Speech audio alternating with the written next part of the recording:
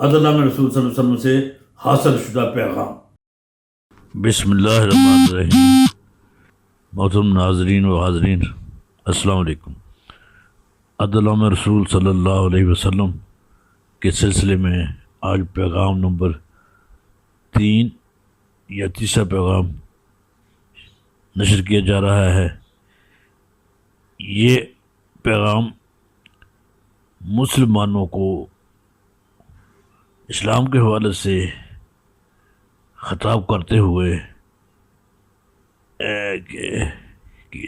دیا جا رہا ہے، یعنی کہ بحیثیت مسلم عدل کے بارے میں مسلمانوں کی کیا ذمہ داری ہے، مسلمانوں کی اجتماعی ذمہ داری، اجتماعی عدل کے بارے میں مسلمانوں کو کیا کرنا چاہیے۔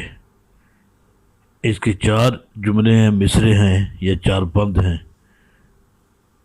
ان کو سنیے اور آگے بھی شیئر کیجیے۔ والسلام علیکم ورحمۃ اللہ وبرکاتہ۔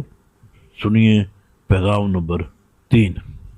مسلم ہے تو راہ رسول پکڑ کر، اعمال و افکار پہ نظر کر، کردار و روزگار کو صحیح کر، انسان بے خبر کو باخبر کر۔